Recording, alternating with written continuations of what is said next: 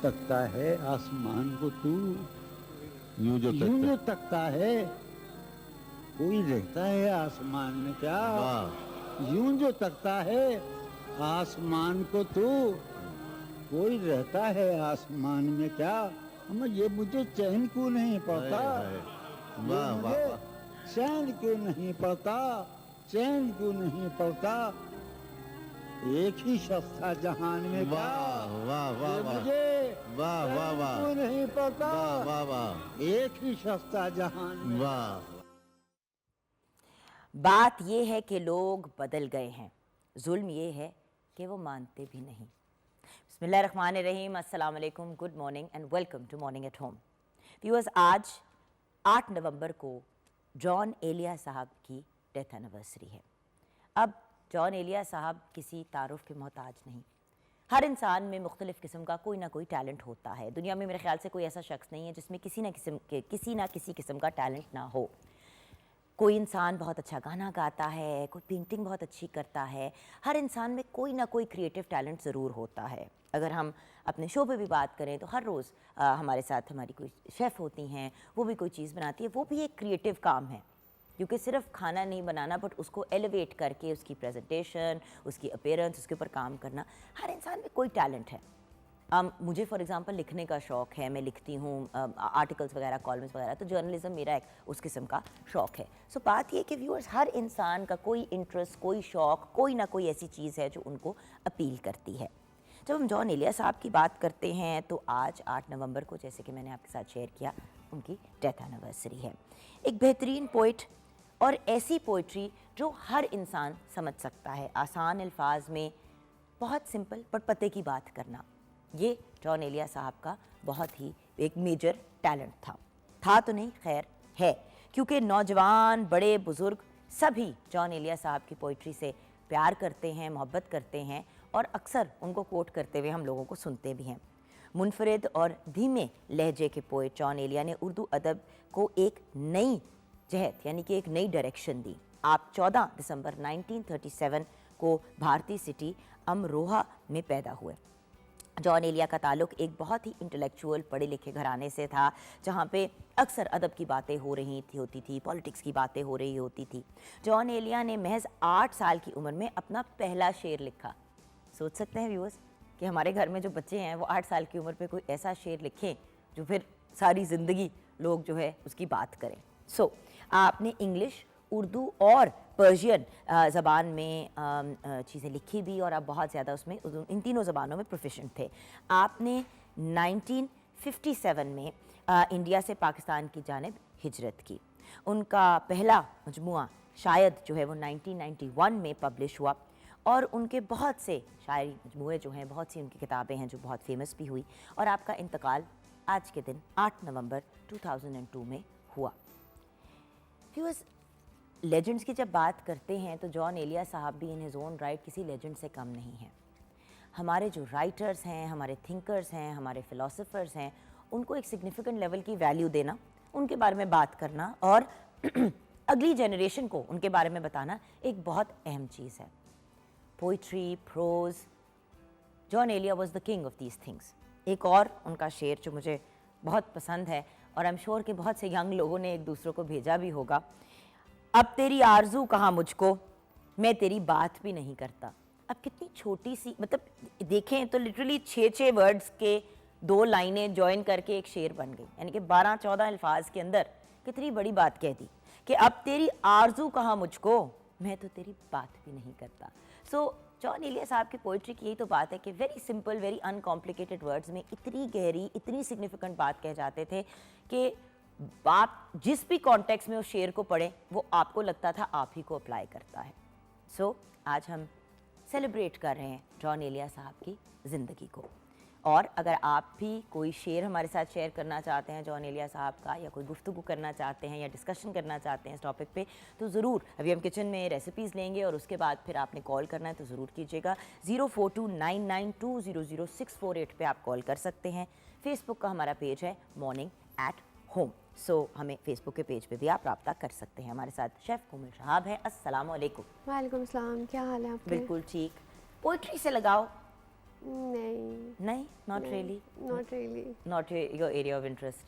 अच्छा, बट वैसे पढ़ने चढ़ने का शौक है? वैसे रीडिंग का शौक है। अच्छा, वैसे रीडिंग का शौक है but not so much poetry. अच्छा, पोएट्री भी हर बंदे को नहीं पसंद आती, it's not something that everyone enjoys. मुझे बहुत कॉम्प्लिकेटेड लगती है, मतलब थोड़ा सा उसको समझने के लिए ना थोड़ी ज़रूरत पड़ती है आपको दिमाग यूज़ हाँ, करने बट की। इससे ज़्यादा आसान पोएट्री क्या होगी जॉन ये एलिया साहब थोड़ी की? सी आसान है।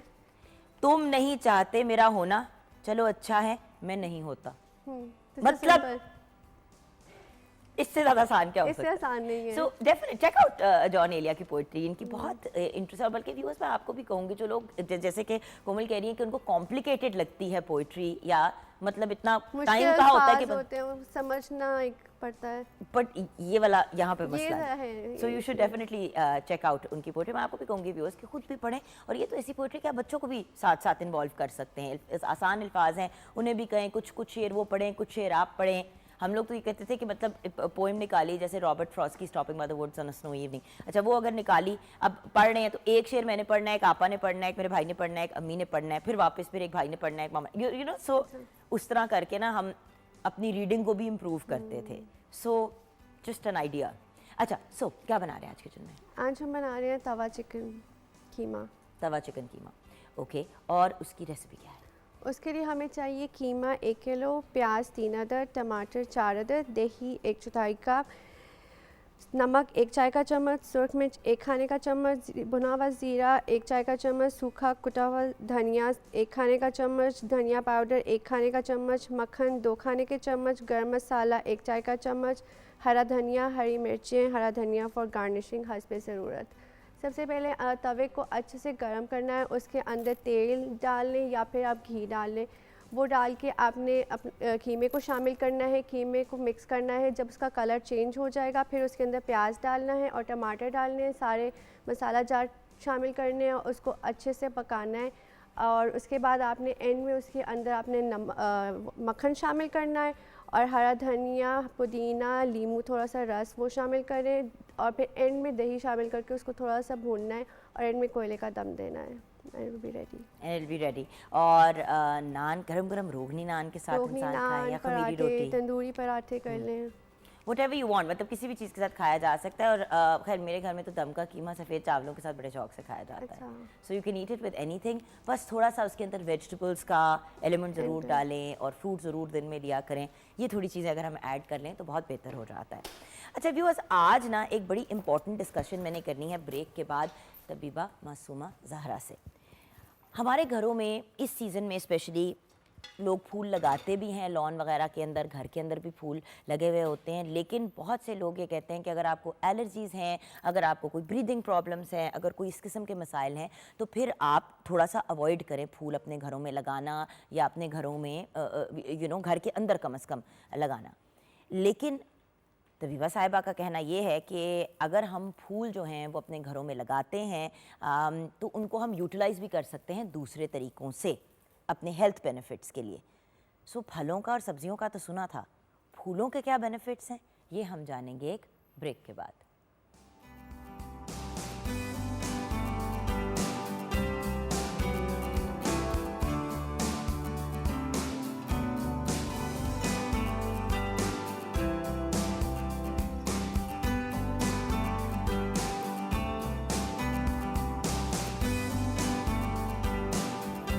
Welcome back from the break viewers.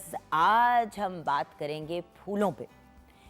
फूल दिखने में तो बहुत खूबसूरत लगते हैं, लेकिन बहुत से ऐसे लोग हैं जिनको फूलों से, पॉलन से एलर्जी होती है, जिससे वो रिएक्ट करते हैं, उनकी तबीयत ख़राब होती है। अक्सर लोग इस सीज़न में जब एक्चुअली बहुत से डिफरेंट किस्म के फूल आए हुए होते हैं, लोगों का दिल चाहता है घर में लगाने को, मना करते हैं कि फूल ना लगाएं। आप घर के अंदर फूल लगाएंगे तो आपको एलर्जीज़ हो जाएंगी, कहीं आप रिएक्ट ना कर दें।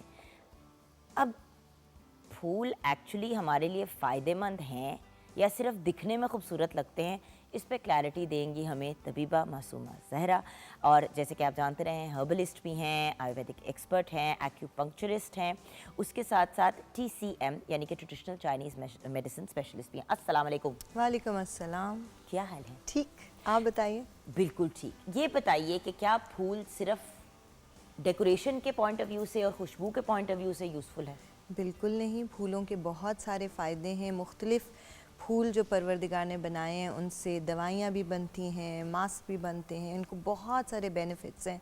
इनसे ऑयल तैयार किए जाते हैं, तो फूल को बहुत तरह से इस्तेमाल किया जा सकता है। और फूल जो हैं वो क्या खाने में भी इस्तेमाल होते हैं? वैसे कुछ तो हमने देखे हैं कि छोटे वाले एडिबल फ्लावर्स जो होते हैं वो लोग डेकोरेशन के लिए बड़े यूज़ करते हैं। बिल्कुल, आज कुछ चनार के फूल भी यूज़ होते हैं। बिल्कुल ऐसे ही होते हैं। कुछ चीज़ें खाने पकाने के लिए भी, जैसे आपने कचनार बोला, लेकिन फूलों से ज़्यादातर डिकॉक्शंस या कहवा जात बहुत अच्छे बनते हैं और वो मुख्तलिफ अवातियत के साथ होते हैं। जिस तरह आज हम कुछ कहवे बनाएंगे और बताएंगे कि वो कैसे आपको बेनिफिट दे सकते हैं। ख़ास तौर पे इस सीज़न में कुछ फूल ऐसे हैं कि जिनका इस्तेमाल बहुत अच्छा है। अच्छा, कौन से फूल ऐसे हैं जो जिन पे आज हम बात करना चाहते हैं? ये कौन सा फूल है? ये हिबिस्कस का फूल है और इस पे हम बात इसका करेंगे। कोई इसको उर्दू का नाम है? हाँ हाँ, इसका उर्दू का नाम भी है, जिन्स पिट्ठू बोलते हैं इसको। ठीक है। और ये सबसे ज़्यादा मशहूर इसलिए है कि ये आपके हेयर ग्रोथ के लिए इस्तेमाल होता है। तो ओके। इसको दूसरा नाम जो इसको इंग्लिश में कहा जाता है, हेयर ग्रो प्लांट बोला जाता है इसको। तो ये बालों के लिए अक्सीर का काम करते हैं, ख़ास तौर पे जिनके ख़ानदान में मर्द हजरात में गंजापन है, उसके लिए इस्तेमाल किया जाता है। बिल्कुल ठीक। और भी अगर हम फूल दिखाएं और वो भी आप हमें बताएंगे। गुलाब का फूल आपको देसी पता गुलाब। है, बिल्कुल गुलाब। देसी कहना पड़ता है क्योंकि पहले तो अब तो गुलाब वो इम्पोर्टेड वाले आ गए ना, और उनको खुशबू दिखने में बड़े खूबसूरत होते हैं, लेकिन उनका फायदा नहीं होता ये उतना वाले जितना फूल। देसी गुलाब का फायदा है। इससे अर्क, गुलाब का अर्क जैसे इस्तेमाल किया जाता है, इससे इस फेस के स्क्रब्स बनते हैं। ये मैदे और हाजमे के लिए बहुत अच्छा है, तो वो भी आज बताएंगे कि इससे क्या किया और जा सकता रोमांटिक है। फूल भी शदीद है। गुलाब तो फिर गुलाब है। बिल्कुल बिल्कुल। अब बढ़ते हैं अगले फूल की तरफ। जी। ये भी ये अच्छा, ये इस्तेमाल नहीं किया जाता है एज सच ये खाने भी पीने में। hibiscus की एक form है ना? इसकी एक फॉर्म है, लेकिन ये दिखने में अच्छा है। ये खाने पीने या लगाने में इस तरह अच्छा नहीं होता। ये खूबसूरती के लिए इस्तेमाल किया जाता है अच्छा, ज़्यादा। मैंने आपसे पूछा गेंदे का फूल भी इस सीजन में बहुत इन होता है, हम इस पे थोड़ी बात करते हैं। आपने कहा था आज हम गेंदे पे वैसे बात नहीं करेंगे। देखो, गेंदे का फूल डेफिनेटली बहुत अच्छा होता है। सबसे अच्छा तो ये आपके पीसीओज में बहुत अच्छा काम करता है। ख़वातीन कहवा। के लिए कहवा इसका बहुत अच्छा है। फिर लगाने के लिए, स्किन के लिए, उपटन में अगर आप pigmentation, डाल दें, बिल्कुल उसके लिए ज़्यादा अगर आप उपटन वगैरह यूज़ करते हैं और घर में जैसे गेंदे के फूल लगे हुए हैं, तो थोड़े से अगर आप फूल जो हैं वो अपनी उपटन के अंदर, स्किन को ग्लो अच्छी देता है, रंग साफ करता है। वो बहुत क्या होता है बेहतर चस्सू बट्टा, चल्लू बट्टा, वो क्या होता है जिसमें हम वो पेस्टल और मोटर, हाँ। चट्टू बट्टा, हाँ चट्टू बट्टा जो है, उसमें अगर आप थोड़े से डाल लें गेंदे के फूल की पत्तियां सिर्फ, और उनको थोड़ा सा क्रश कर लें, और जो भी आपने उपटन या कोई स्क्रब उसको लगाया है, बिल्कुल उसमें डाल दें तो बहुत अच्छा है। अच्छा, तो गुलमीना गुलाब, जी, गुलमीना जो है ये उपसी डेजी बोलते हैं जिसको। ख़ास तौर पे आपको मरी में जब हम जाते हैं तो वो हाँ, आपको वो कितनी देते प्यारी हैं। होती हैं। ठीक है, अब देखो उस इलाके में उगता है जहाँ परवरदिगार ने वैसे ही उस इलाके में उसकी बढ़ोतरी कर दी जहाँ पे एलर्जीज़ बहुत है। तो गुलमीना एलर्जीज़ के लिए इस्तेमाल होता है। हाथों के कटने फटने में, एड़ियों के फटने में गुलमीना का इस्तेमाल होता है। फिर पीने में गुलमीना को इस्तेमाल किया जाता है for asthmatic patient, allergic patient और कॉफ, ड्राई कॉफ के लिए इस्तेमाल होता है। ऑसम। एंड गुलाब की हमने गुल अनार, गुल अनार क्या? गुल अनार, अनार का फूल। वो अनार का फूल जो है उसको हम आज इस्तेमाल करेंगे। खून बनाने का एक नुस्खा बताऊंगी जो एनीमिया को दूर करेगा। तो वो गुल अनार बहुत अच्छा है आपके खून को बेहतर बनाने में। वेट लॉस में गुल अनार का बहुत ज़बरदस्त काम है। कोलेस्ट्रॉल लेवल कम करता है। ट्राइग्लिसराइड्स किसी के हाई हैं तो वो भी कम करता है। तो गुल अनार बेसिकली खून सफ़ा और खून बनाने के लिए दोनों इस्तेमाल होता है। घर में कौन से फूल लगाने चाहिए इस सीजन? डेफिनेटली गुलाब आपके पास होना चाहिए इस सीज़न में। आपके पास हिबिस्कस का पौधा जो है वो तो खैर 24 महीने 12 महीने ही रहता है 24 आवर्स 12 महीने, हाँ 12 महीने ही रहता है। तो उसको लगाना बहुत ज़रूरी। देखो आपके हेयर ग्रोथ के लिए वो अच्छा है। आगे जाके मैं बताऊंगी कि ये आपके वैसे ख़वातीन के लिए पीरियड्स में इसके पेन जो है उसके लिए बहुत बेहतरीन है। तो ये ज़रूर घर के अंदर होना चाहिए। इनफैक्ट हर फूल होना चाहिए। हाँ, पोलन एलर्जी है तो जिसको एलर्जी है वो उससे थोड़ा दूर रह ले, बट इतना नहीं है कि इससे कोई आपको घर के प्रॉब्लम देगा अनटिल अनलेस आप उसका क्योर नहीं रखते। और अगर आपके घर के अंदर गुलमीना लगा हुआ है तो फिर एलर्जीज तो वैसे ही नहीं होती हैं। अच्छा, यानी कि फेफड़ों के लिए गुलमीना का होना बहुत अच्छा है घर में। उससे क्या होता है? उससे आपके बेसिकली वो आपके लंग्स का टॉनिक है, वो आपके माहौल को साफ रखता है, एलर्जीज को सप्रेस करता है, तो वो घर में होना बहुत ज़रूरी है। आजकल खांसी ज़ुकाम इतने मसाइल चल रहे हैं, उसके लिए कौन सी चीज़ सबसे मुफीद है? गुलमीना, बार बार मैं बोल रही हूँ कि एलर्जीज के लिए गुलमीना सबसे बेहतरीन है, लेकिन घर उसको में खत्मी गुलमीना खवास क्यों नहीं लगा हुआ, मुझे ये नहीं समझ होना चाहिए हर किसी के घर में। और जितनी एलर्जीज और जितना स्मॉग इस वक्त लाहौर में ख़ास तौर पे है, तो यहाँ पे तो ज़रूर हर घर में होना चाहिए और डेली 1 कप पीना भी चाहिए इसका कहवा। अच्छा, कोई दरख्त ऐसे हैं जो स्मॉग को कम करते हैं? अब देखिए, ऑब्वियसली हम अपने घर की हद तक ही बंदा कर सकता है ना, कि थोड़ी सी आसपास की आबो हवा ठीक हो देखिए, जाए। हर तरह का दरख्त स्मॉग को कम करता है। आपके जितने दरख्त कम होते जाएंगे उतनी फ़िज़ा आलूदा होती जाएगी। तो जितने दरख्त, और मैं हमेशा कहती हूँ कि घरों में फलदार फूलदार दरख्त लगाएं, ख़ास तौर पे फलदार दरख्त लगाएं। तो आपको वैसे भी फ़ायदा दे रहे हो। फलदार दरख्त का फ़ायदा ये है कि उसकी बढ़ोतरी जल्दी होती है, बीज आपको मिलता है, आगे से आगे बढ़ने के चांसेस होते हैं। तो जितना फलदार दरख्त है वो ज़रूर लगाएं घरों में। पहले ज़माने में होता था अपने घरों के अंदर अमरूद, कचनार, आम, शहतूत हर कोई लगाता था। अब खैर घर भी ऐसे छोटे हो गए, और हमेशा एक हमारे पास एक लॉजिक होती है, हमारा तो घर ही छोटा है, तो आप अपनी टेरेस गार्डनिंग करें, अपने घर के अंदर छोटे पौधे लगा लें। ज़रूरी नहीं कि दरख्त ही लगाएं बहुत बड़ा, लेकिन पौधे ज़रूर लगाएं घर में। असल में व्यूअर्स, होता ये है कि हमें अब इतना ज़्यादा ये हो गया कि हमारी लिविंग स्पेस बढ़ जाए कि हमारी जो आउटडोर स्पेस है, यानी कि जो बाहर के एरियाज़ हैं, हम उनको लिमिट कर देते हैं। घर अगर हम बना सकते हैं, फॉर एग्ज़ाम्पल 10 मरले की जगह या 5 मरले की जगह, तो 5 पे कंस्ट्रक्शन करते हैं। और अगर करनी भी है तो उसका एक बहुत अच्छा हल है कि रूफ गार्डन बना लें।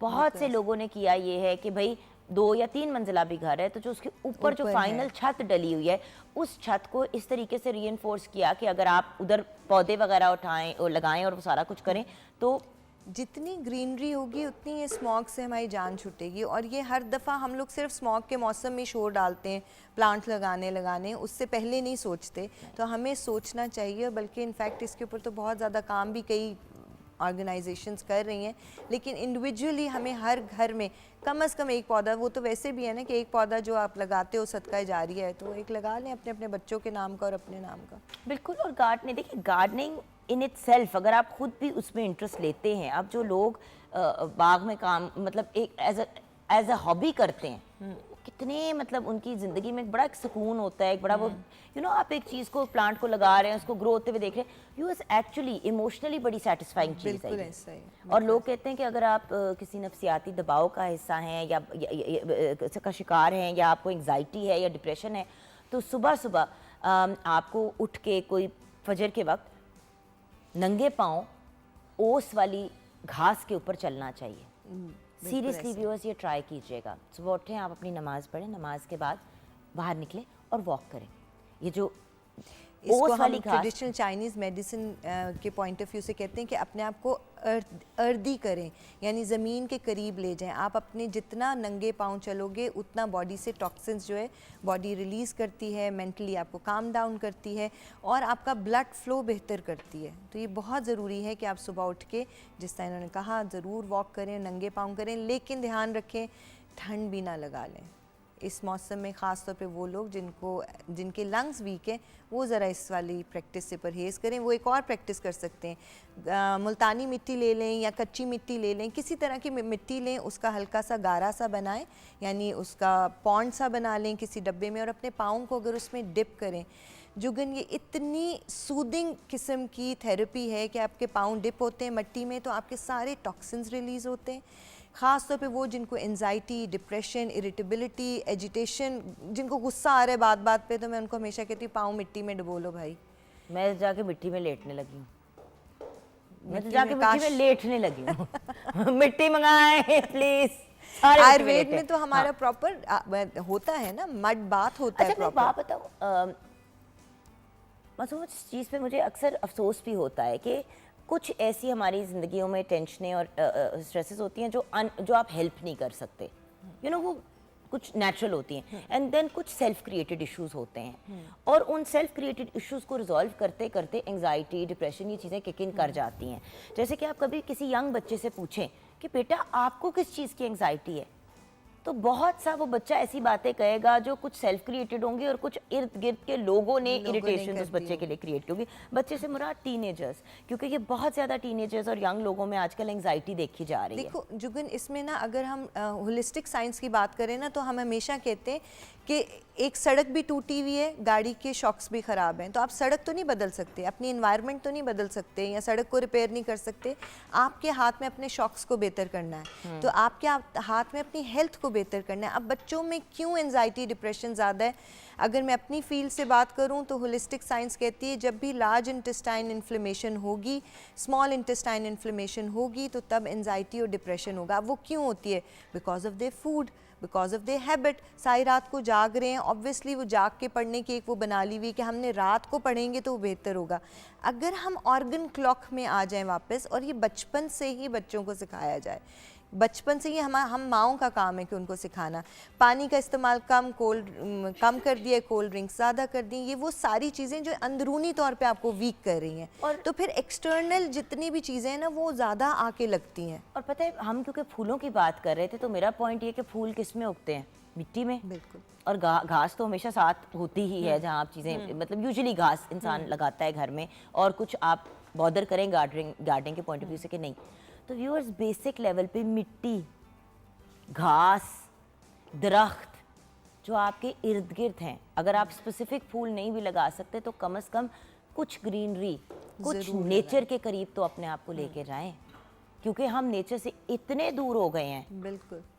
हमारा बचपन हमें याद है, हम बचपन में बाहर खेलना जाना, कितनी गेम्स होती थी। अभी वो चीज़ें नहीं हैं, अभी हेल्दी एक्टिविटीज़ नहीं है, सिर्फ सोफे पे बैठ के टैब्स पे पकड़े हुए हैं, या हम खुद बड़े भी हम सब ऐसे ही करते हैं कि हम मोबाइल्स पे, इवन के कल मैं जगह गई हुई तो रेस्टोरेंट पे हम बैठे हुए थे, और मैं और मेरी बेटी हम बात कर रहे थे कि हर टेबल पे कोई एक दूसरे से बात नहीं कर रहा। तो कम से कम डिवाइसेस से थोड़े अरसे के लिए अपने को दूर करके नेचर के करीब करने की दिन में चाहे 5 मिनट की कोशिश कर लें। अच्छा, अगर आपकी इजाज़त तो मैं खड़े होकर ना ज़रा सेटअप हमारा दिखाना चाह रही हूँ व्यूअर्स, ज़रा अगर मुझे फॉलो कर लें तो बहुत ही अमेजिंग हो जाएगा।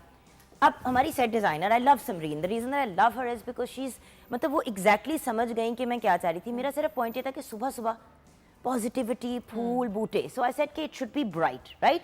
कुछ ऑब्वियसली हमारे आर्टिफिशियल फ्लावर्स हैं, कुछ हमारे नेचुरल फ्लावर्स हैं। तो आप मेरे पीछे देख रहे हैं कि जैसे कि ये पूरा एरिया उन्होंने क्रिएट किया, हमें यहाँ पे प्लांट दिया, then again she is given us a plant here and a plant here and a proper green patch over here. Why? Because सुबह जब आप उठें, आप भी ग्रीनरी देखें, हरी हरी चीज़ें देखें, अपने इंस्पायर्ड फील करें, और फिर आप भी अपने घर से बाहर निकलें और कुछ सोचें कि यार कुछ ग्रीनरी होनी चाहिए। मैंने तो घर के अंदर भी, आपको पता ही है मासूमा, घर के अंदर भी मैंने ऐसे प्लांट्स लगाए हुए हैं जो मतलब जिनसे डेंगू नहीं होता और ये सारी चीज़ें नहीं होती, बट रखे हैं। बिल्कुल, कि कुछ तो नेचर के करीब रहें। हम एक कॉन्क्रीट जंगल में रह रहे हैं। इतने हम हमारे जो मोहल्ले हैं, स्पेशली जब हम मोहल्ले में रहते हैं या किसी ज़रा क्लोज्ड किस्म की जगह में रहते हैं, तो घर घर घर घर घर घर घर घर घर, ना कोई दरख्त, ना कोई घास, नथिंग। तो खुद आप सोचें कि देखें, मैं मानती हूँ कि हमारे पास इधर ऑन ग्राउंड जगह नहीं है, लेकिन छत पे तो जगह है। घर के अंदर आपकी जो खिड़कियां हैं, उसके ऊपर खिड़कियों में छोटी छोटी आप क्यारियां जैसी नहीं लगा लेते। खैर, ये तो आप कर सकते हैं घर पे। उसके साथ साथ फूलों से हम क्या दवा बना सकते हैं, क्या कहवेजात बना सकते हैं, क्या स्क्रब्स बना सकते हैं। बार बार हेयर ग्रोथ की बात हो रही है, हर बंदा आजकल कंप्लेन कर रहा है गिर रहे हैं बाल, या उग ही नहीं रहे, या मतलब बालों के टेक्सचर खराब हुआ है। तो ये सारी चीज़ें हम आपको very easy to make, very सस्ता, ब्रेक के बाद बताएंगे। आप हमारे साथ रहिएगा।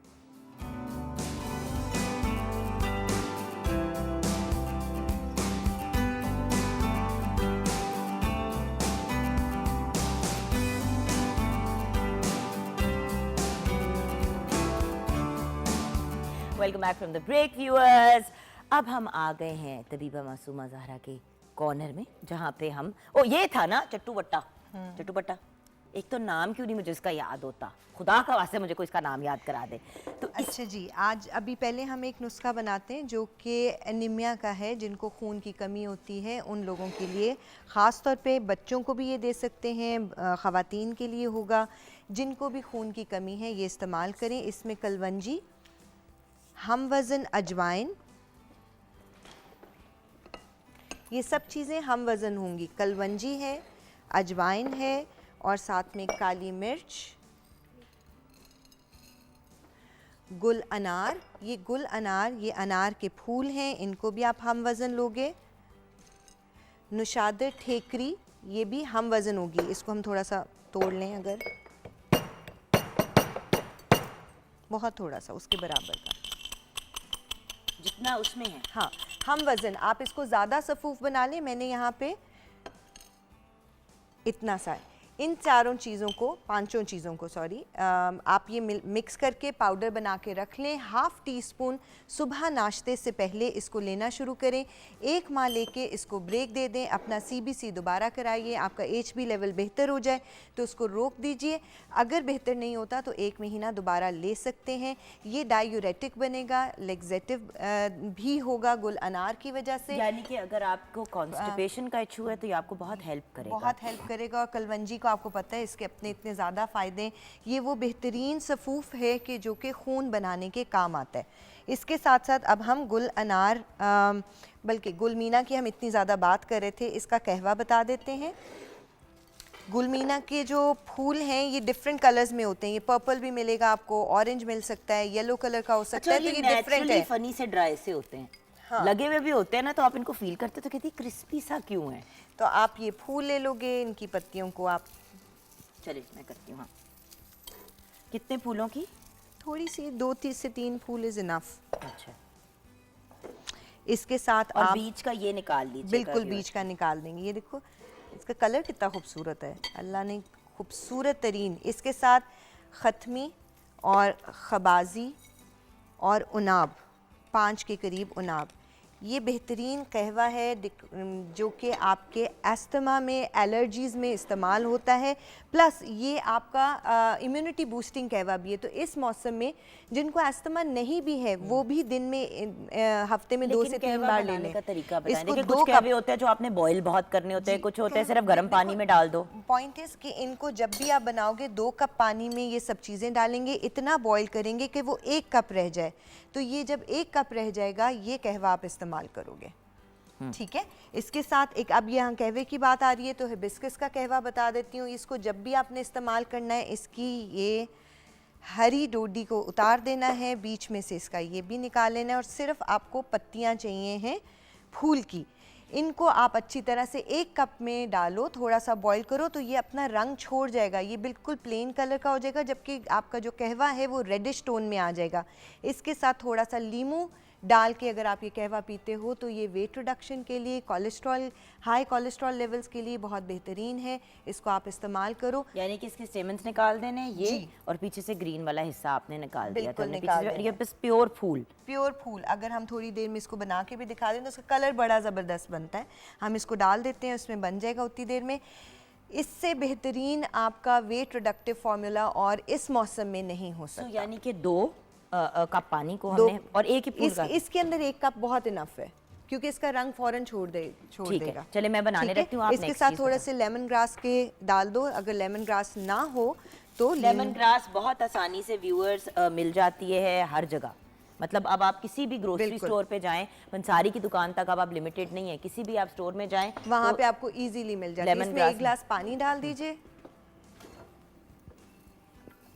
इसमें हम 1 गिलास अभी पानी डालेंगे एंड ऑब्वियसली क्योंकि हमने उसको बॉईल करना है तो आप नलके का यूज़ कर लें, बट 2 उबाले आ जाएं तो you're on the safe side. बिल्कुल ठीक है ना। तो ये उबलता रहेगा। इसके साथ इसी का अब हम जो हेयर ग्रोथ की बात कर रहे थे उसको हमने ब्लेंड करना है। अब इसको हिबिस्कस के पत्ते ले लें 4 से 5। उसके साथ में पत्ते हमें चाहिए, इसने फूल भी चाहिए इसके अंदर। नहीं बट प्लांट के पत्ते चाहिए ना, प्लांट के पत्ते भी चाहिए और फूल भी चाहिए हमें। और इसके साथ में फूल ले लीजिए जितने आपके बालों में आपको पता है कि आपकी अगर बालों की लेंथ ज़्यादा है तो ज़्यादा फूल पत्ते ले लें। अगर इसको ग्राइंड कर लेंगे तो ज़्यादा अच्छा पेस्ट बनेगा और ये लेसी सा पेस्ट बनता है। इसके साथ 1 अंडा डाल लें और ये बेहतरीन मास्क, हेयर मास्क तैयार हो जाएगा। दही डलेगी बाद में डलेगी। चले मैं ये ग्राइंड कर लेती हूँ, आप फिर अपना तब तक नेक्स्ट। हाँ, सो ये बेसिकली हमने इसके अंदर ये पत्ते डाले, फूल डाले, अंडा डाला और इसको ग्राइंड कर लिया। थोड़ा सा पत्तों को तोड़ लूँ, क्योंकि वो आपको पता है ग्राइंडर में फिर तंग भी करता है। अच्छा, अब इस किस्म की चीज़ें जब हम बनाते हैं तो क्या ये सिर्फ उसी टाइम यूज़ हो सकती उसी हैं टाइम यूज़ या कर लें तो 2 ज़्यादा 3 बेहतर 4 है। दिन यूज़, नहीं, क्योंकि उसी बार टाइम, बार ये तो आपको पता है बिल्कुल चीज़ें बनाना ज़रा मुश्किल भी हो जाता है ना डेली डेली। ये इतना कोई मुश्किल काम है नहीं, थोड़ा सा एफर्ट करने में क्या हर्ज। बात तो सच है। ये हमने हम इसको हर चीज़ को आसानी ढूंढते हैं। ओके, ये हमने इंच करके डाल दिया और इसको हमने ग्राइंड कर लिया। व्यूअर्स, आपके सामने बनाने का भी रीज़न ये है कि भाई आप देख लें कि it's not that difficult to do. अच्छा जी, हम अगर नेक्स्ट चीज़ की तरफ आ जाए तब तक हम जी इसको बिल्कुल। ग्राइंड कर लेंगे। अच्छा जी, अब हम आ जाते हैं दूसरी साइड पे। अपना अच्छा सॉरी, मिल गया।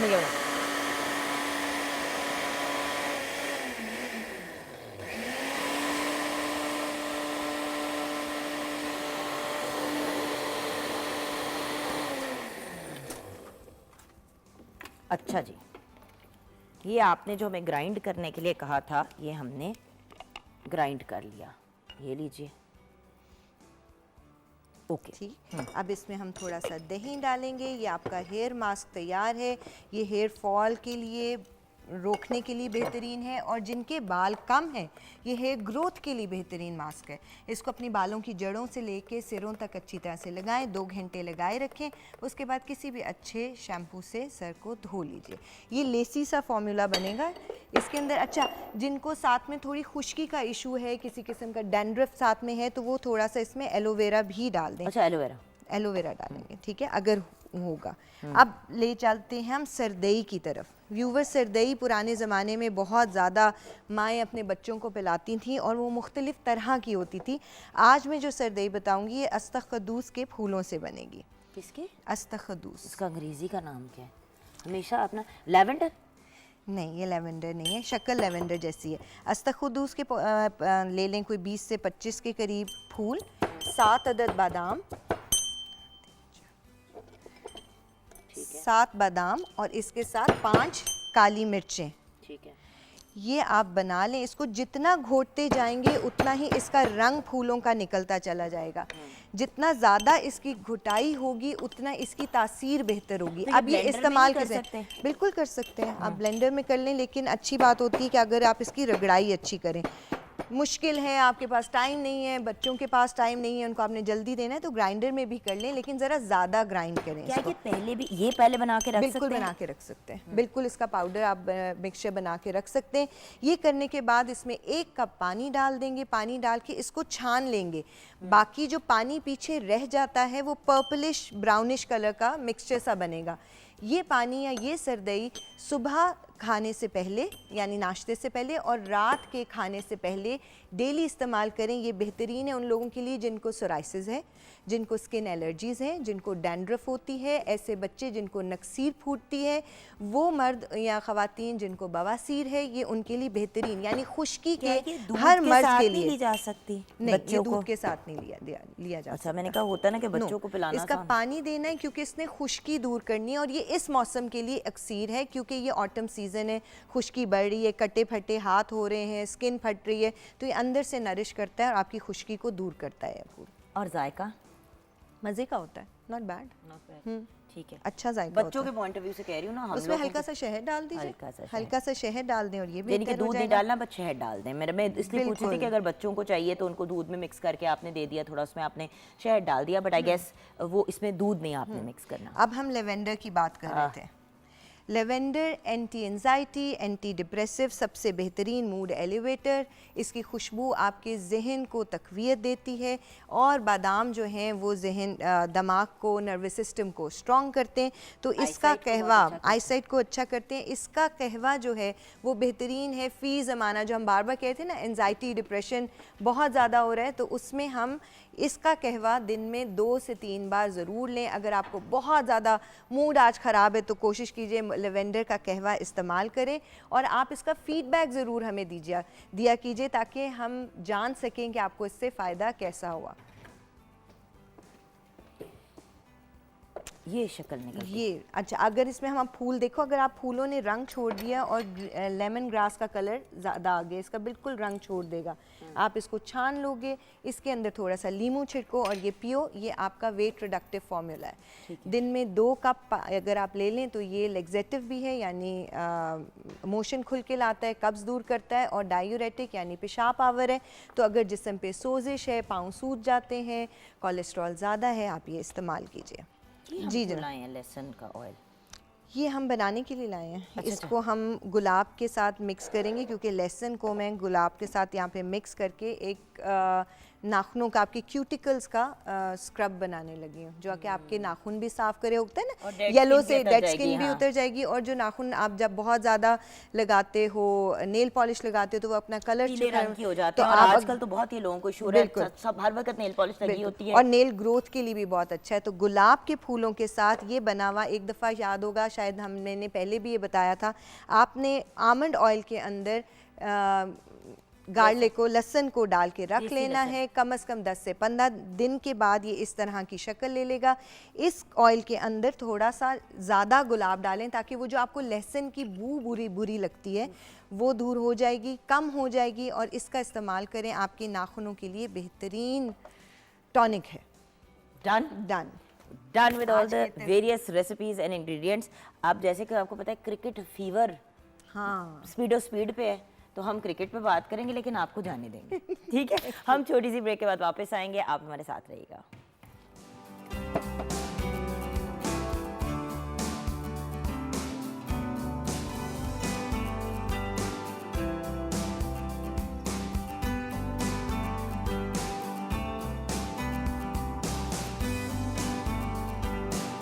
Welcome back from the break viewers. देखिए, सारी दुनिया बात कर रही है ये जो अब T20 का वर्ल्ड कप जारी है, उस पर परफॉर्मेंस से और डिफरेंट चीज़ों के बारे में हम क्यों ना बात करें। और जब हमारे पास एक इतना अमेजिंग पैनल है ऑफ एक्सपर्ट्स, तो फिर तो और ज़्यादा मज़ा आएगा गुफ्तगू करने का। आज हमारे साथ अली यूनुस हैं। इनको वैसे किसी इंट्रोडक्शन की ज़रूरत नहीं है। In his own right Pakistan के former first class cricketer, then a brilliant commentator. Also, he is currently working with the Pakistan versus Ireland Women's Series as a commentator, and then also आज as a analyst हमने आपको specially बुलाया है.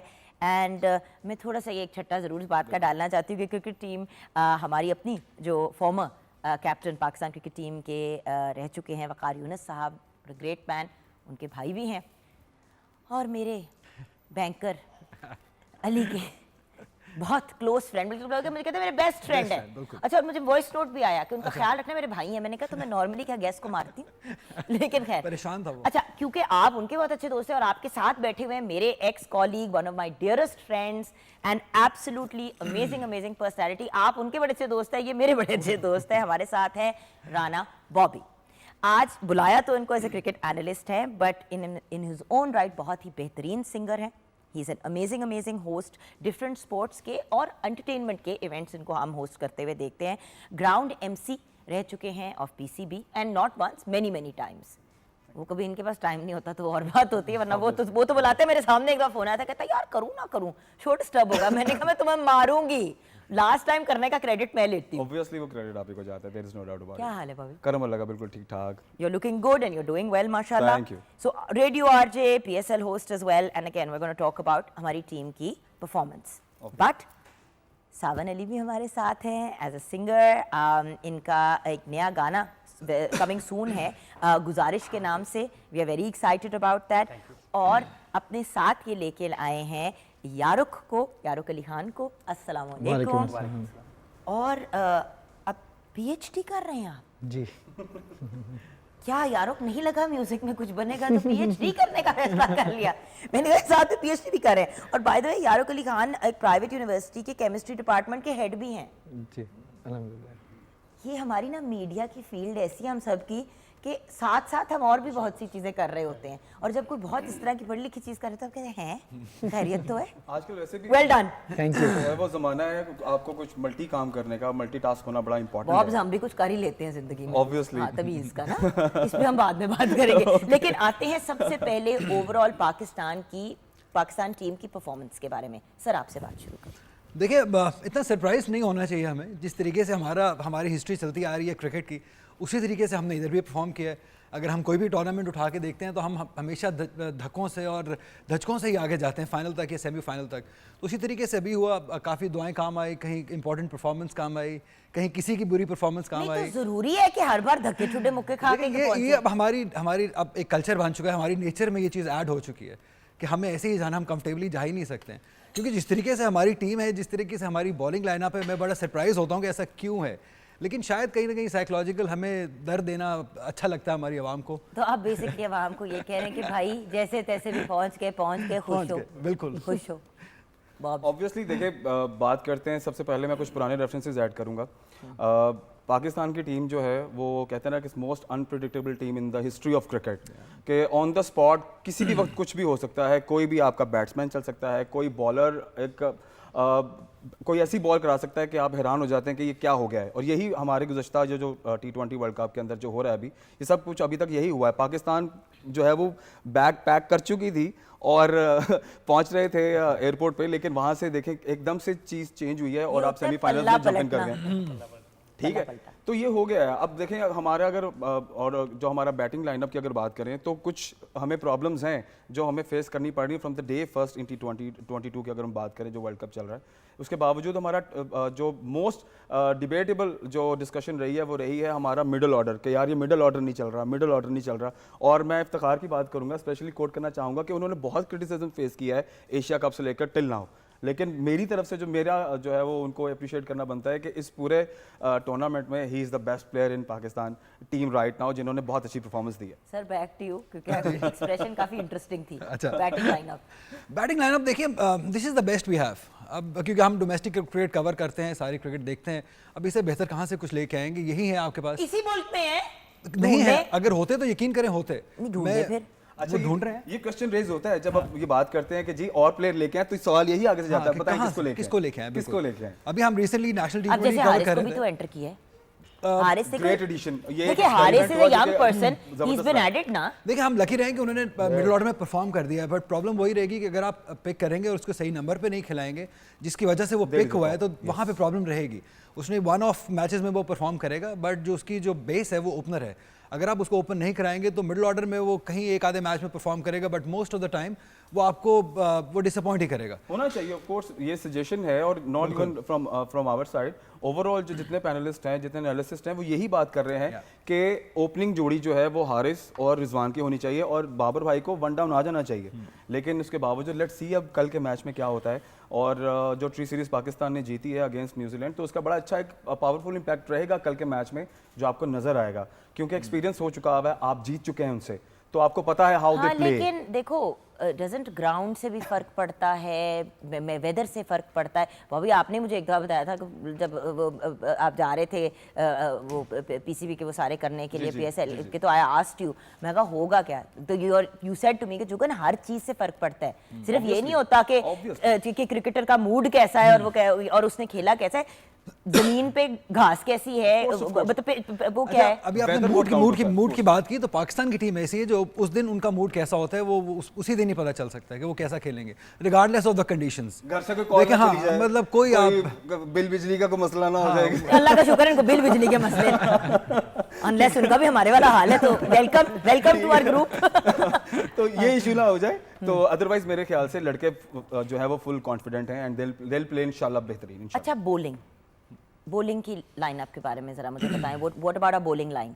आई think Pakistan की bowling line is one of the best पूरी दुनिया में। नहीं, हमेशा से मेरी स्ट्रेंथ रही है, लेकिन करंटली क्या हमारी स्ट्रेंथ है? बिल्कुल, और उन कंडीशंस में तो डेफिनेटली है। और हम लकी रहे हैं कि हमारा जो सेमीफाइनल है वो सिडनी में आ रहा है। अब सिडनी का जो ग्राउंड है वो बहुत ड्राई ग्राउंड है, वहाँ पे रिवर्स स्विंग के बहुत चांसेस होंगे जो हमें सपोर्ट करेंगे, और थोड़ी बैटिंग के लिए भी कंडीशंस काफी आसान है। अच्छा पिच है, भी अब रिदम में आ गया है, अच्छा वो राइट टाइम पे आ गया, विकेट्स बिल्कुल लास्ट मैच में। और क्योंकि वो जिस तरीके से स्टार्ट देता है आपको, क्योंकि हर T20 क्रिकेट में जो पहले 6 ओवर हैं वो बहुत इंपॉर्टेंट होते हैं, वो आप बैटिंग में लगा लें या बॉलिंग में लगा लें। अगर आप बैटिंग में रन्स करते हैं 6 ओवर्स में, तेज रन्स करते हैं, तो वो मोमेंटम बनता है। एज अ बॉलर भी इसी तरीके से आप आउट करते हैं तो मोमेंटम बनता है। यही मोमेंटम है जो जिसकी हमें जरूरत है बहुत ज्यादा। मुझे एक सवाल जो मेरे जहन में हमेशा आता है, और मुझे हमेशा हर कोई ये कहता है कि किस किस्म का स्टूपिड सवाल है, लेकिन मैं फिर भी पूछना चाहती हूँ, हमें बैटिंग पहले करनी चाहिए या बॉलिंग? इसके पीछे साइंस क्या है? देखें ये किस चीज पे डिसाइड होता है? बहुत ज्यादा क्योंकि मैं हमेशा यही सोचती हूँ कि यार अगले को पहले बैटिंग करने दो ताकि हमें पता हो कि हमने किस गोल को रीच करना अच्छा है। नहीं, मेरा इस बारे में थोड़ा सा मेरी थॉट थोड़ी सी डिफरेंट है। ऑफ कोर्स मैच भी करती होगी मुख्तलिफ एनालिसिस और के ऑब्वियसली साथ। वो टॉस शॉस ये वो इन चीजों पे ये डिसाइड बहुत होता है कि मैटर क्या करता होना है। है। देखें अब ये वो पॉइंट है जहां पर जीत और हार है। जैसे कि अगर हमें चॉइस मिलती है Yes. तो हमें क्या करना चाहिए? Batting would be amazing. Batting जो है वो मेरे ख्याल से फर्स्ट बैटिंग जो है वो बहुत ज़्यादा कॉन्फिडेंस बूस्ट करेगी पाकिस्तान क्रिकेट टीम का, क्योंकि इसमें टारगेट सेट हो जाता है और ऑटोमेटिकली जो बॉलिंग टीम जब दोबारा बैटिंग करती है उस पर प्रेशर होता है, ठीक है, कि हमें ये टारगेट चेस करना। और वैसे भी 150 160 इस टाइम जितने टूर्नामेंट में ये स्कोर हुआ है मुख्तलिफ टीम्स की जानिब से, तो वो चेजेबल में काफ़ी डिफिकल्ट रहा है। तो ये सिचुएशन डू एंड डाई वाली है ना, सेमीफाइनल है, लेकिन देखो ना बारिशें भी हो रही हैं, तो अब बात ये है कि अगर फॉर एग्जांपल बारिश हो जाती है तो क्या उस केस में नहीं, उस केस में ओवर्स कम हो जाते हैं ना, आई थिंक इस टाइप का वो जितना छोटा मैच होगा अगर आप बाद में बैटिंग करते हैं तो बेनिफिट होता है आपको। लेकिन अगर आप हमारी स्ट्रेंथ देखें तो अगर कंडीशंस को और स्ट्रेंथ को दोनों को देखें तो ऑस्ट्रेलिया में हमें पहले बैटिंग करनी चाहिए, मैं एग्री करूंगा इसे। ओके नाउ फील्डिंग के बारे में तो कभी भी मैंने कोई अच्छी बात नहीं सुनी हमारी टीम के बारे में। क्या होता है मतलब हम सिर्फ नहीं हम सिर्फ बैटिंग और बॉलिंग के ऊपर फिक्र कर रहे होते हैं, अगलों ने क्या फेंकना है हमने उसकी टेंशन नहीं लेनी। ऑफ कोर्स उसकी टेंशन लेना बड़ा जरूरी क्या है। मसला है? नहीं, आई एम सॉरी, मैं एज अ व्यूअर बात कर रही हूँ। आप किसी प्लेयर को टारगेट तो नहीं कर रही ना? देखो भी नहीं। चले फिर ठीक है। एक्सक्यूज मी, हमारा ऐसा शो नहीं ठीक है, है। हमारा दिल ऐसा है लेकिन हमारा शो ऐसा नहीं। ओवरऑल बात करते हैं। देखें ओवरऑल टीम एक खूबसूरत एक बुके है, ऑफ कोर्स एक खूबसूरत तरीके की जितनी बैटिंग बॉलिंग और फील्डिंग का अगर हम कॉम्बिनेशन बनाए तो अमेजिंग है, देयर इज नो डाउट। मैं आपसे क्रिटिक मांग रही हूँ कि प्लीज मुझे बता दें कि हमारी कमजोरी क्या है। बॉलिंग है, बैटिंग है, फील्डिंग है? फील्डिंग तो हमारी है कमजोरी। कमजोरी सिर्फ और सिर्फ प्लेयर के अंदर होती है, ऑन द स्पॉट के ग्राउंड में पहुंचकर वो क्या करता है। प्लेयर्स अमेजिंग है, आप ये मत कहेंगे फील्डिंग में कमी है, बैटिंग में कमी है या बॉलिंग में कमी, कहीं भी कोई कमी नहीं है। समवेयर लाइनअप जो है वो आपका डिस्टर्ब हो जाए तो ओवरऑल प्रेशर आ जाता है। अगर टारगेट ज्यादा हो जाए तो बॉलर्स पर ऑफ कोर्स आएगा प्रेशर। डिपेंड करता है कि फिर बॉलिंग कैसे करनी है और किस बॉलर को कहाँ पर बॉलिंग कराना है, ये अब हमारे कैप्टन पर डिपेंड करता है और वो हम इसके बारे में काफ़ी सोच रहे हैं कि अच्छी हमें हिकमत अमली जो है नजर आएगी हमारे सेमीफाइनल में। Very politically correct answers. Well done, my children. Well done, बच्चों। अच्छा, अब ये बताइए कि क्या पाकिस्तान और इंडिया का होगा मैच? देखें होप तो यही है, बस आप बताएं क्या कहते हैं। पाकिस्तान इंडिया देखें, मुझे लगता है कि पाकिस्तान इंग्लैंड को ज़्यादा चांस मुझे लग रहा है कंडीशंस को देखते हुए, जिस तरह की इंग्लैंड की टीम खेल रही है इंग्लैंड का, क्योंकि England is suppose to play India. तो उस मैच में मुझे लगता है कि इंग्लैंड शुड बीट इंडिया, और हमारा और इंग्लैंड का और 92 में एमसीजी में ही हुआ था पाकिस्तान और इंग्लैंड का। तो मैं चाहता हूँ कि वही रिपीट हो, एमसीजी में फाइनल होगा, पाकिस्तान इंग्लैंड हो तो ही मजा आएगा। हिस्ट्री एक रिपीट होगी और बड़ा जबरदस्त ये एक मैच रहेगा अगर पाकिस्तान इंग्लैंड का मैच होता है। लेकिन देखा तो सबसे ज्यादा इंडिया और पाकिस्तान का जाता है ना, उसकी एनर्जी। आपने मैच देखना है या मैच जीतना है, वर्ल्ड कप जीतना है, मेरा ख्याल है प्रायोरिटी आपकी जीतना होनी चाहिए। हम इंडिया से क्यों नहीं जीत सकते? अभी जीते हैं ना, एशिया कप में भी जीते। तो हम फिर से क्यों नहीं जीत सकते? कोई हमारे पर बैन लगा हुआ है कि भाई एक साल में एक ही दफा हम जीतेंगे, उससे ज्यादा नहीं जीतेंगे, वरना इंडिया हमसे नाराज हो जाएगा। जो फर्स्ट मैच पाकिस्तान, तो ऐसे नाराज है तो कोई मसला ही कोई नहीं है। जो फर्स्ट मैच पाकिस्तान और इंडिया का जिस टूर्नामेंट का मैच था, वो भी हम जीते हुए मैच को हम हारे हैं अनलकीली। देखिए उसमें डिसीजंस कुछ बहुत बुरे हुए थे। 2 डिसीजंस थे। देखिए एक डिसीजन तो जो बहुत ज्यादा ऑफ कोर्स जो है वायरल भी ऑफ कोर्स, नो बॉल वाला बॉल जो है वो बॉल आपको पता है कि no ball, it wasn't a no ball, लेकिन खैर उस पर बहुत जो है वो ह्यूज डिबेट हुई और वो मेरे मुताबिक अगर वो नो बॉल नहीं होता 6 की खैर थी, लेकिन वो बॉल काउंट हो जाता तो वो भी एक प्रेशर कम होने वाली बात थी। और फिर देखिए नवाज की अगर बात करें तो वो एक डिसीजन मेरे ख्याल से ठीक नहीं था। जिसको क्रेडिट बनता है उसको क्रेडिट दो। विराट जिस तरह खेल रहा था ना, देखो उसकी तो बात ये कि वो हमारे प्लेयर्स को भी अप्रिशिएट करते हैं, हमें भी उनके प्लेयर्स को अप्रिशिएट करना चाहिए as players, not as a Pakistan India की वॉर। ठीक है, right now we are talking as sportsman, right? तो विराट कोहली की परफॉर्मेंस देखिए, विराट की सिक्सर मारा है, सबके मुंह विराट की एक ही हो गया है। उस परफॉर्मेंस पे कोई क्वेश्चन नहीं है। देखिए ना, वो एक आदमी ने पूरा मैच आपको विन करा दिया है, उसके ऊपर तो कोई क्वेश्चन ही नहीं है। He is a world best batsman, there is no doubt. ये बात तो खैर मानने से आप इनकार ही नहीं कर सकते, लेकिन हमें अपनी गलती को भी तो मानना है। लेकिन हमारी 1.5 बुरी डिसीजंस पे हम तबसरा करेंगे ब्रेक के बाद। 1.5 पे हम जाएंगे, हम 2 नहीं टोटल करेंगे। You are enjoying this different conversation from the usual conversation. हमें ब्रेक की तरफ जाना है। अभी आप लोग हमारे साथ हैं, कुछ हम आपकी भी आवाज सुनना चाहेंगे, आपके गिटार की और आपके गले की। Over to you.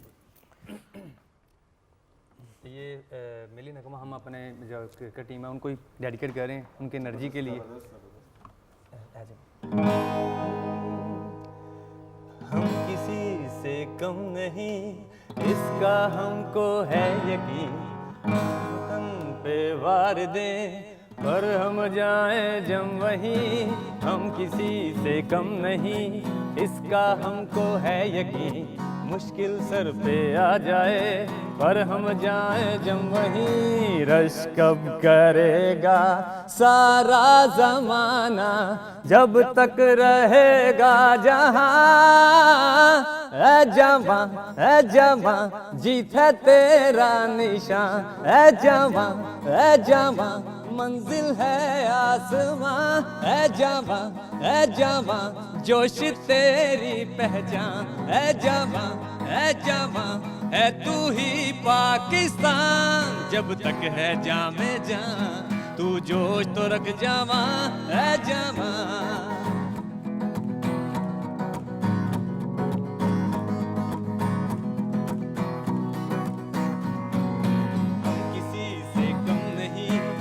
का हमको है यकीन, आँख उठा कर देख ले किसी में इतना दम नहीं। हम किसी से कम नहीं इसका हमको है यकीन, आँख उठा कर देख ले किसी में इतना दम नहीं। रश कब करेगा सारा जमाना जब तक रहेगा जहां, ऐ जवां जीत है तेरा निशान, ऐ जवां मंजिल है आसमां, ऐ जवां जीत है तेरा निशान।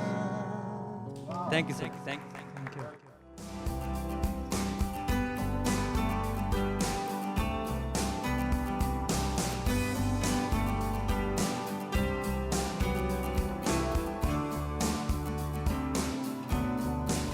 Welcome back from the break viewers.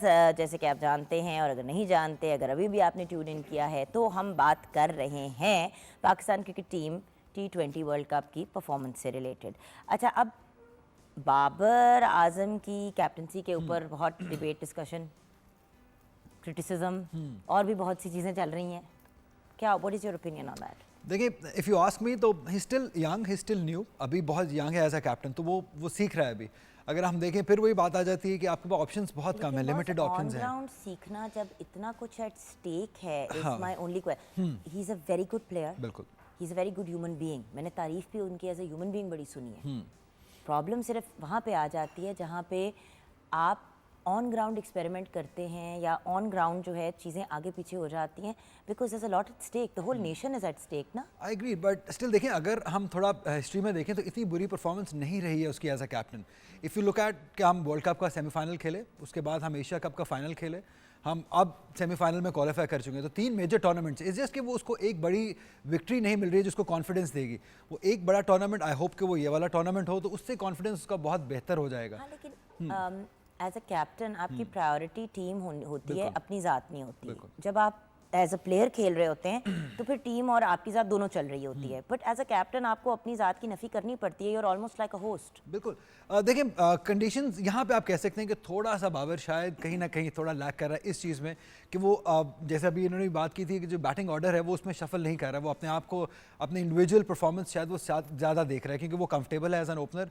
Middle order में वो उस तरह कंफर्टेबल खुद से नहीं है, तो वो इशू है। तो अगर वो हारिस को प्रमोट करते हैं ओपनर, अगर वो खुद तीसरे पे आ जाता है तो as a leader I think उसकी रिस्पेक्ट और उसका जो डिसीजन मेकिंग वो बेहतर हो जाएगी। He is the world's best batter, understood, accepted, the world accepts it. लेकिन अगर इस वक्त आप फॉर्म में नहीं है तो बैक ऑफ कर जाएं थोड़ा सा, एक तो स्टेप नीचे। आई मीन सॉरी, मैं सिर्फ पूछ रही हूँ। हाँ, शायद मुझे अगर कोई के एज अ होस्ट अब आप साइड पे हो जाएं और आप किसी और को होस्ट करने दें और आप साथ बैठ जाएं, इसको maybe it will be a difficult thing to digest, but अगर बेहतरी उसमें है तो इट्स अ स्ट्रगल। देखें, एक ऑटोमेटिकली ये बात जो है वो कंसिडर की जा सकती है कि जब आप बीइंग अ कैप्टन पूरी टीम को आपने लीड करना है और इंडिविजुअल परफॉर्मेंस भी देनी है, तो जो प्रेशर है वो ऑटोमेटिकली आता है, ठीक है। और ये जो सोच है कि मुझे एक अच्छी इनिंग बिल्ड करनी है, मुझे 5 से 6 ओवर्स के अंदर अंदर I have to give my best, ये सोचना और परफॉर्म करना दोनों चीज़ें इंटायरली डिफरेंट हैं, जो बाबर अभी नहीं कर पा रहे। स्ट्रगल तो रिजवान भी ठीक कर है। रहे हैं, दोनों ही स्ट्रगल लेकिन देखें, मैं अगर मेरा ज़ाती ओपिनियन इस हवाले से ये है कि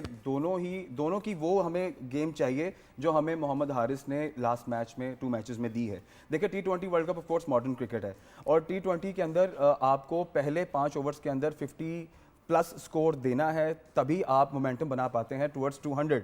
लेकिन अगर पहले 5-6 ओवर्स के अंदर अगर आप वो 20-30 के अंदर रहते हैं, 30 बॉलों पे 30 रन नहीं चाहिए, 50 बॉलों पे 50 रन नहीं चाहिए। वी नीड 30 बॉलों पर 50, 30 बॉलों पर 55।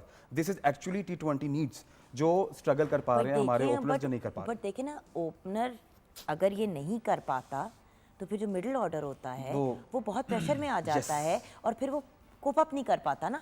और फिर सारा नज़ला जो है अवाम के पॉइंट ऑफ व्यू से उन पे आ जाता है जो एंड में होते हैं। लेकिन देखें, अब इतनी अवेयरनेस आ गई है स्पेक्टेटर्स को ऑफ कोर्स कि उसमें अब वो जो चीज़ें मैनेज करने की कोशिश कर रहे होते हैं इन ग्राउंड, क्योंकि देखने वाले को वो समझ नहीं आती जो ग्राउंड के अंदर प्लेयर्स जो फेस कर रहे होते हैं। सो हम तो सिर्फ अपना कमेंट पास कर देते हैं, लेकिन जो प्लेयर्स होते हैं definitely they know better situation क्या है, बट हम सिर्फ एक सजेशन दे सकते हैं, हम जो देखते हैं उस पर बात कर सकते हैं। Okay, but being a former player yourself, और अभी भी आप खेलते तो हैं, even if you're doing it for your enjoyment and for fitness, is he right? देखिए पार्शली ही इज राइट कि आप कर सकते हैं बिल्कुल। ऑन ग्राउंड उस प्रेशर में व्हाटएवर आप लोगों को ट्रेन ही इसलिए किया जाता है कि यार प्रेशर हैंडल करो। देखिए आपको अडैप्ट करनी होती हैं कंडीशंस। आप एज अ कैप्टन अगर आपको लग रहा है कि ऑस्ट्रेलिया में आप स्ट्रगल कर रहे हैं, नॉट नेसेसरीली कि आप अगर एशिया में रन्स कर रहे हैं तो आपसे ऑस्ट्रेलिया में भी रन्स होंगे, वहाँ पे डिफरेंट कंडीशंस हैं। तो रिप्रेजेंटिंग पाकिस्तान है, you are not just representing your school और लीडर। आपको अगर यही देखिए बाबर को डिसाइड करना है कि उसने एक एवरेज कैप्टन रहना है या उसने इमरान खान की तरह एक बड़ा कैप्टन बनना है। आपको याद होगा 92 का मैं रेफरेंस इसलिए देता हूँ कि बहुत सिमिलैरिटीज़ हैं कि 92 में उन्होंने एक आउट ऑफ द बॉक्स चीज़ की थी फाइनल में कि वो खुद नंबर 3 पे आ गए थे। उन्होंने थोड़ा शफल किया, सरप्राइज किया अपोनेंट्स को कि शायद उनका प्लान ये था, उनको चेंज करना पड़ा था। इसी तरीके से बड़ा मैच है, डू एंड डाई मैच है, तो बाबर को शायद थोड़ा आउट ऑफ द बॉक्स सोचना होगा, डिफरेंट करना होगा। मुझे थोड़ा एक्सप्लेन करेंगे कि अब यहाँ से आगे क्या होना है? यहाँ से आगे अब नहीं, I want you to explain it to me like a layman. कि अब हम सेमीफाइनल में आ गए, अब what are the requirements for us to get to the final? Do you get what I mean? Like अब क्या है हमारी? आई थिंक देखिए, हम सबसे पहले तो मैंने आज ये कहा कि हम बहुत लकी कि हम सिडनी में खेल रहे हैं, हम पर्थ में नहीं खेल रहे हैं। जहाँ ये सिडनी के जो कंडीशंस हैं वो पाकिस्तान को सूट करेंगी, क्योंकि हम हमेशा वहाँ पे अच्छा खेलते हैं जहाँ पे हमारी बैटिंग को थोड़ी तसल्ली रहती है, जहाँ मुश्किलात नहीं होती हैं, जहाँ बाउंस नहीं होता है, स्विंग उतना नहीं होगा। तो जहाँ जहाँ बैटिंग हमारी अच्छी होगी, बॉलिंग तो हमारी हर कंडीशंस की है। बट क्या यही फायदे न्यूजीलैंड को नहीं होंगे? नहीं, न्यूजीलैंड क्योंकि ऑलरेडी आते हैं, हमारा ज़्यादा मसला है इस चीज़ का, वो लोग एडजस्ट कर जाते हैं कंडीशंस को आराम से। सो क्या सिडनी में न्यूजीलैंड और पाकिस्तान के मैच में न्यूजीलैंड पाकिस्तान के लिए ज़्यादा फेवरेबल कंडीशंस हैं या न्यूजीलैंड के लिए? मैं ये समझ डेफिनेटली पाकिस्तान के लिए।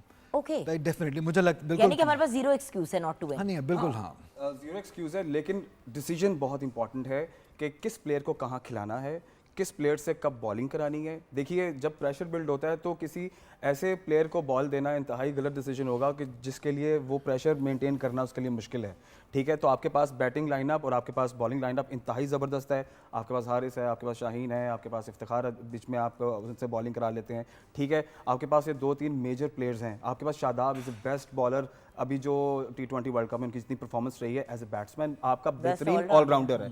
ठीक है, so we need that kind confidence in every player in this match semifinal. Do and die वाली बात है, लेट्स फाइंड आउट कि कल क्या होता है। डिसीजन जो हम डिस्कस कर रहे हैं वही होते हैं या अकॉर्डिंग या उसके अगेंस्ट कुछ होता है? Let's find out. अच्छा, अभी हम गाना लेंगे, गाने के बाद हम ब्रेक में नहीं जा रहे, आप दोनों से एडवाइस लेंगे फॉर द टीम।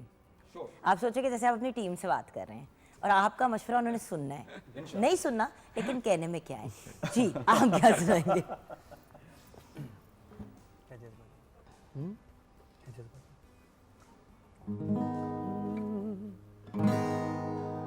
अपना घर, अपनी सरजमीं, सब कुछ है बस यही। अपना घर, अपनी सरजमीं, सब कुछ है बस यही।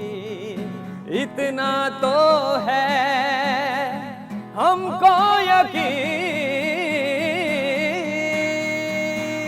है, जज्बा जनू तो हिंदुस्तानी। हिम्मत न हार, जुस्तजू जो करे वो छुए आसमां। मेहनत अपनी होगी पहचान, कभी ना भूलो सबकी नजरों में पाकिस्तान,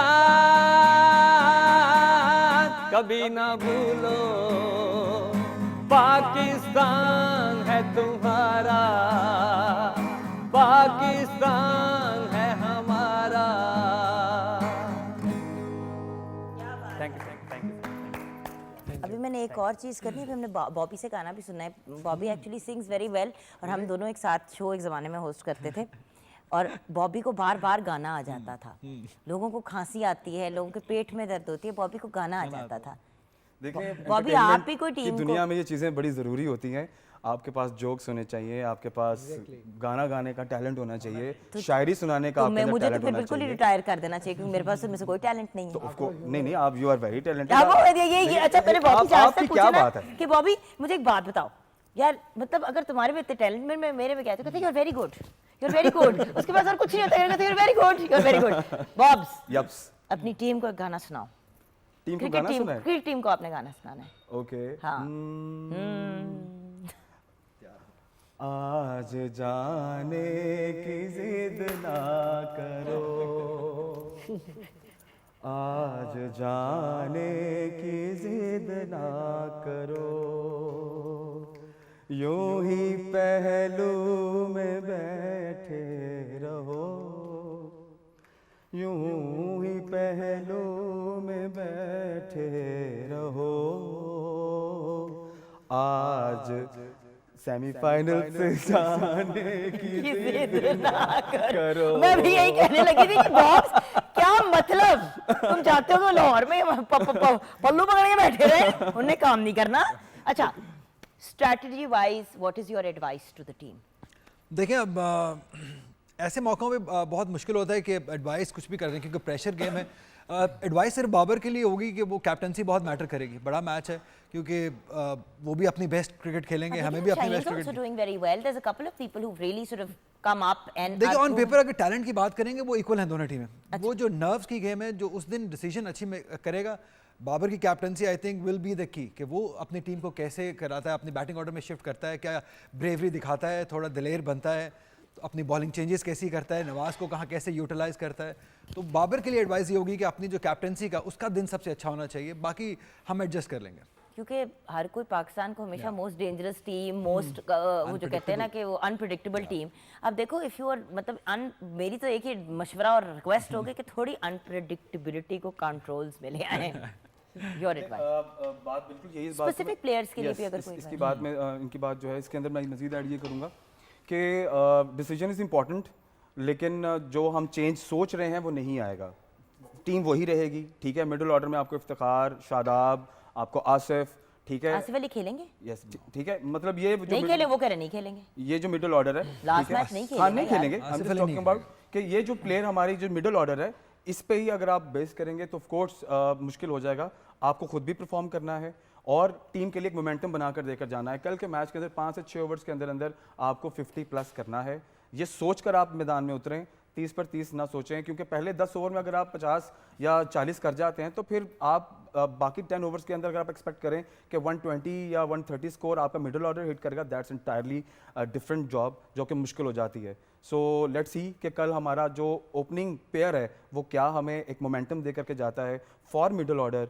क्या हम कल 170 180 प्लस कर पाते हैं या नहीं, ये तो इंशाल्लाह हमें कल ही देखने को मिलेगा। Very best of luck to the whole team, ताकि कल आप अच्छा परफॉर्म करें और कॉम के लिए एक खुशियाँ लेकर के आएँ फॉर द फाइनल। आमीन। मैंने असल में गुफ्तगू यहाँ पे इसलिए क्लोज किया बिकॉज आप चारों इन योर ओन राइट माशाल्लाह बड़े क्रेडिबल लोग हैं, तो आई वांट टू नो कि आजकल लाइफ में क्या हो रहा है। तो as a closing I wanted कि जो आपके फैंस देख रहे हैं वो कह रहे क्रिकेट दी गल्ला कर रहे हो, सानू बता दो वो की कर रहे हो, की कर रहे जी। आपकी what an exciting thing coming up also, so tell me what's going on. Currently I'm working for PCB के लिए हम लोग Pakistan, Ireland is touring Pakistan, Ireland's women team, I think for the first time एक आयरिश टीम पाकिस्तान में ये, I am really glad I am part of that management. कल भी एक अनाउंसमेंट हुई है कि वो हमारी हाँ बिल्कुल player of ICC player of the month करार पाई हैं। आई थिंक इसमें तालियां ये से तालियां I think she deserves it. She deserves it. Of course. I want our girls to surpass our boys. I really do because they're fabulous. In fact, definitely they're improving. They're getting there. I won't say they will get past as soon, but they are doing well. अब जैसे उन्होंने पहले 2 matches खेले Ireland के against, बहुत dominating performance थी।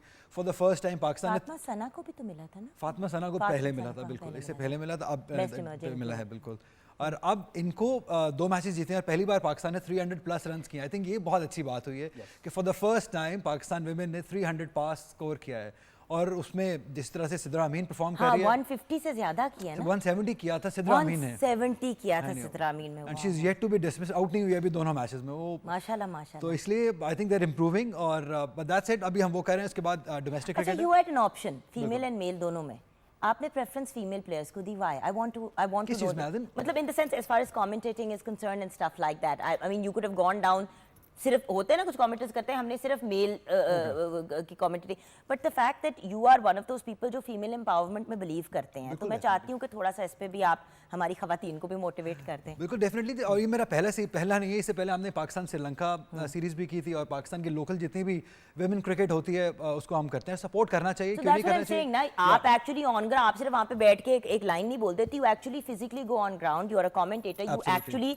Like care. बिल्कुल, हमें हमारा बहुत अहम रोल होता है तो मेक और ब्रेक अ प्लेयर। अब हम जितनी सपोर्ट हम कर सकते हैं, हमारी कोशिश यही होती है कि हम मैक्सिमम, क्योंकि आसान नहीं होता है, आप भी काफ़ी अर्से से इस फील्ड में हैं, क्योंकि क्रिकेट तो स्पेशली एक मेल डोमिनेंट एक स्पोर्ट है जिसमें हमेशा से ही मर्दों ने डोमिनेट किया है, और उनके अगेंस्ट आके इस तरीके से परफॉर्म करना और अब आगे जाना, वर्ल्ड स्टेज पे परफॉर्म करना, I think it takes a lot, और हमें जितना मैक्सिमम सपोर्ट करना चाहिए बिल्कुल करना चाहिए। Thank you, I really wanted to talk about this because होता ये है ना कि बहुत मर्द जो हैं वो खड़े होकर बात करते हैं, हाँ हाँ औरतों कोई और, एंड देन जब ऑन ग्राउंड आता है ना खुद अपना हिस्सा डालने के लिए, तो वो प्रेफरेंस फिर मेल को ही देते हैं। So that is something that I wanted to, एक तरह से खराज तहसीन पेश करना जरूरी था। जी तुसी की कर रहे हो आजकल बॉबी? हर बार कोई तुम्हारा नया मैसेज आ जाता है, परेशान। वेल दैट्स यू आर्जिंग तो चल ही रही है अल्हम्दुलिल्लाह। कितने साल हो गए आप एज एन आर्जिंग? मुझे I am doing radio from last 17 years. अच्छा, by the way let me tell you guys कि मैंने इसको 20 दफा कहा छोड़ भी दो, कहते मैं कुछ कर दो, मैं रेडियो नहीं छोड़ूंगा, ये तो मेरा घर है।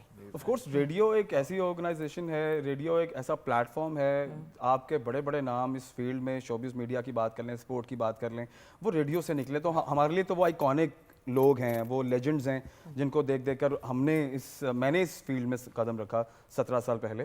तो रेडियो तो ऑफ कोर्स एक लाइफ का बड़ा इंपॉर्टेंट पार्ट है। And then you got your hosting of corporate events also, और ये वाला जो क्रिकेट का भी सारा मैं लास्ट 2020 से मैंने जो डेब्यू अपना शुरू किया पाकिस्तान सुपर लीग से किया। I am a ground MC, जो ग्राउंड होस्ट होता है, जो ग्राउंड की तमाम एक्टिविटीज को होस्ट करता है, पूरे क्राउड को पुल अप करता है। इसको मैंने कहा ना कि तुम कमेंट्री की तरफ क्यों जाते, कहते नहीं यार ग्राउंड पे ज्यादा मजा आता है। अच्छा तुम कौन हो?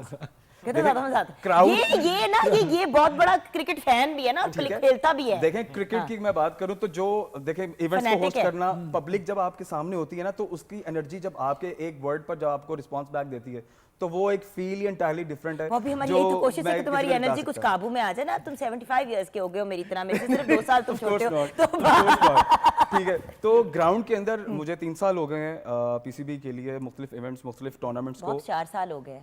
पहला आपने 4 साल पहले किया था नहीं 2020 में, वो गेम शो की बात कर रही हैं आप, 4 साल गेम शो के रेफरेंस गेम शो भी इन्होंने किया था। ठीक है, तो 2020 से मैंने डेब्यू किया पीएसएल से, and then PSL regular host कर रहा हूँ पिछले 3 साल से, नेशनल T20 होस्ट कर रहा हूँ, और जो डोमेस्टिक क्रिकेट है उसे होस्ट कर रहा हूँ।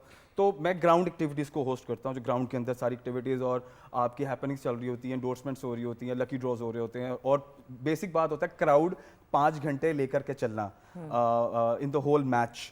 हर बॉल के ऊपर आपकी इंडोर्समेंट होती है, हर बॉल के ऊपर आपके वो लैंग्वेजेस, आपकी चेयरअप्स होते हैं, तो पब्लिक को एंटरटेन करना इज इंपॉर्टेंट। अब देखें ये बड़ा अच्छा ट्रेंड चल पड़ा है कि अब आपको ग्राउंड के अंदर भी एक्टिविटी चाहिए। पहले होता था कमेंटेटर्स बोल रहे होते थे और ग्राउंड में खामोशी होती थी, लेकिन मैं अब कहता ये लोग आए हैं ना आप लोगों को तंग करने के लिए, बिल्कुल ठीक है। वो बेचारे बोलना चाह रहे थे, वो ये नीचे अपनी जो है ना हाइपर एक्टिविटी चल रही है। मुझे सम टाइम जो है वो फीडबैक आता है कि यार ग्राउंड एमसी को बोलो थोड़ा वॉल्यूम कम रखे, थोड़ी आवाज कम रखे, क्योंकि और वो ग्राउंड एमसी कौन होता है? उसका नाम होता है राणा पॉपी। कि तुम क्रिकेटर से ज्यादा शोर मचा रहे हो जो खेल रहे हैं ग्राउंड के ऊपर, तो क्राउड से ज्यादा आप चेक एक्साइटेड। करें कि एनर्जी का लेवल किस लेवल, अच्छा, इनकी वजह से हमें बहुत हेल्प होती है वैसे बाय द वे, क्योंकि जब ये गरमाते हैं क्राउड को तो उससे कमेंट्री और एक्साइटिंग हो जाती है, आप बोलने में आसानी हो जाती है अगर वो बोलने का मौका दे अगर तो। बोलने का मौका ये भी तो बात है। Obviously, no but I like this, I like that एक जिस तरह आप देखें ना, ये शो भी Yeah. हम सब मिलके करते हैं, you know, from our camera team to PCR में सारे बैठे हुए हैं, हमारे प्रोड्यूसर्स, हमारे the people who are dealing with content, हमारी शेफ, एवरीथिंग, आप लोग, अब ये सारा हम मिलके ही कर रहे हैं team ना। effort, ये शो पे ये गुफ्तगू हो सकती थी अगर आप सारे ना बैठे होते। सो द हर पॉइंट किसी का अपना इज अपना पार्ट है of course. sports is teamwork and so is any other kind of work that you're doing, Teamwork, right? of course. आपकी जिंदगी में क्या हो रहा है मुस्कुराहटों के अलावा? आजकल तो म्यूज़िक ही हो रहा है, लाइव कंसर्ट्स वगैरह हो रहे हैं। बेसिकली तो सरगोदा से बिलोंग करता हूँ मैं, माशाल्लाह। तो आज उधर से ही आया हूँ सरगोदा से स्पेशली। Thank तो you so सबसे much, हमारे पहले show के लिए तो specially आपने effort मैं आया हूँ, और आपके लिए सबसे बड़ी बात तो ये है कि न्यू टैलेंट को सपोर्ट कर रहे हैं, प्रमोट कर रहे हैं, ये बहुत बड़ी एक अचीवमेंट है हमारे लिए। एक कि बात बताऊं, मैंने नोटिस किया कि टैलेंट न्यू नहीं होता, सही हो गया, टैलेंट पुराना ही होता है, मौका उनको बाद में मिलता है। मौका बिल्कुल ऐसी बात है, ऐसी बात है बिल्कुल। प्रॉब्लम ये है वो, और वही वाली बात होती है ना कि कब किसका वो जो था ना वो गुड्डी चढ़ जाए, व्हाटएवर, वो उसके ऊपर है।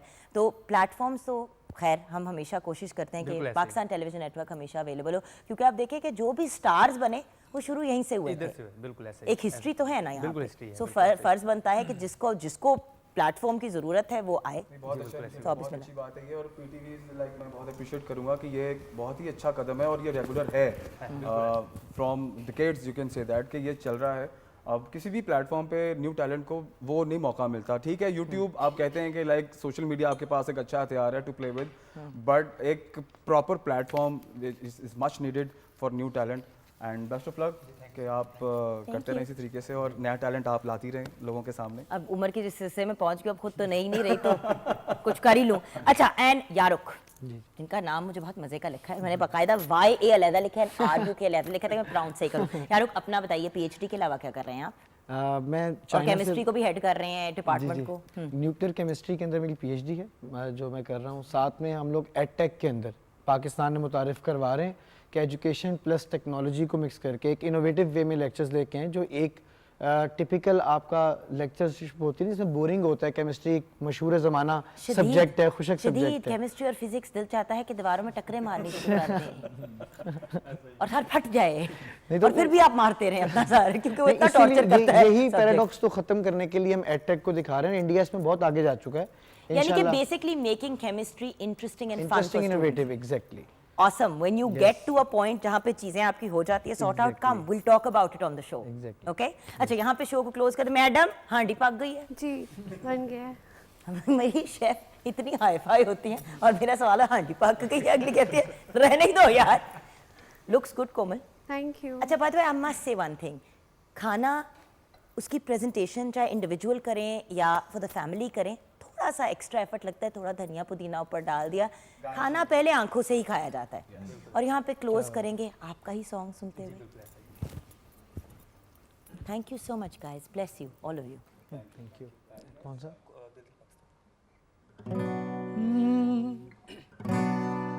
दिल दिल से मिलते हैं तो प्यार का चेहरा बनता है, चेहरा बनता है। हो फूल की लड़ी में पिरोए तो फिर सेहरा बनता है, सेहरा बनता है। दिल दिल पाकिस्तान जा जा पाकिस्तान, दिल दिल पाकिस्तान जा जा पाकिस्तान। ऐसी ज़मीन और आसमां इनके सिवा जाना कहाँ। बढ़ती रहे ये रोशनी, चलता रहे ये कारवां।